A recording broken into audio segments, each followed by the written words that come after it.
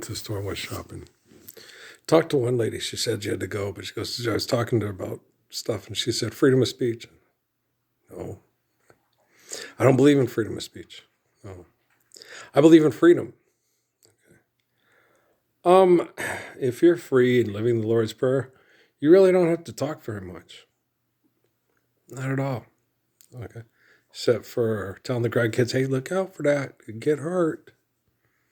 You know, baby, I love you. Thanks for making that dinner tonight that I love so much. Or help me wash the dishes because I made dinner that you love. I love you, baby. Right? Freedom of speech. That's just speaking because we're free. Right? So I don't believe in freedom of speech. Adolf Hitler talked a lot. Politicians talk a lot. They always ask for money. And John Wayne on the advertisement, planes and funerals cost taxpayers money.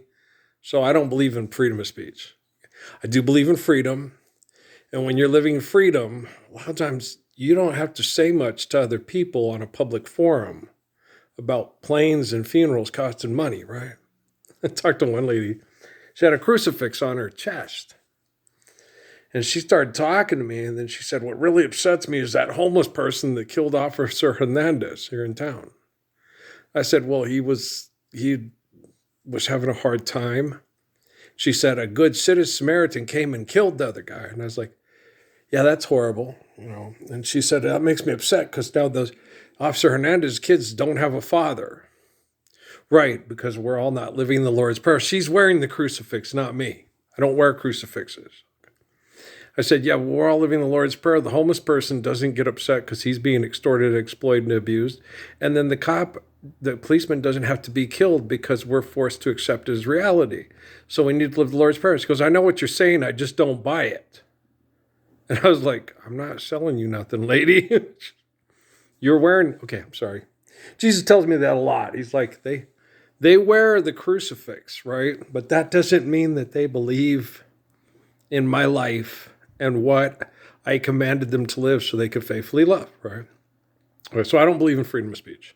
I believe in freedom. And then when you speak, it's all good. Like my nephew, sorry, my nephew's daddy, my brother-in-law, as you guys would call him, one of my best friends, Lawrence Lewis Bowen, Punchy, always says, yeah, see Punchy, how's it going? Typically, it's not copacetic, but it's all good. That's what Punchy says.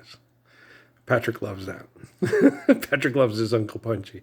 He just used to always tell his other cousins, I love Uncle Punchy, but Uncle Punchy spanks hard. It's like, no.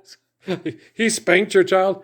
Yes, I would go to work at night, and he stayed at night with Corey and Patrice and Uncle Punchy. And Uncle Punchy had rules, and if you didn't obey those rules, you got spanked. Okay? And me and Punchy agreed on same disciplinary rules. It never got to spanking with me. I would just give him a look, and they'd be like with me, Patrick would get mad and get spoiled and say, I hate you, Dad, you're not my friend. I said, I know you're not being my friend right now because my friend wouldn't treat me like that. And then he would lower his head and go in his room and get upset and say, why do I have to have a dad like this? Why couldn't you just hit me instead? Then I could hate you more. He never hated his Uncle Punchy. He loved his Uncle Punchy. He just spanks hard, right? Sometimes when people use the right words, it's better than a spanking, right? I love you guys, all right? Peace up.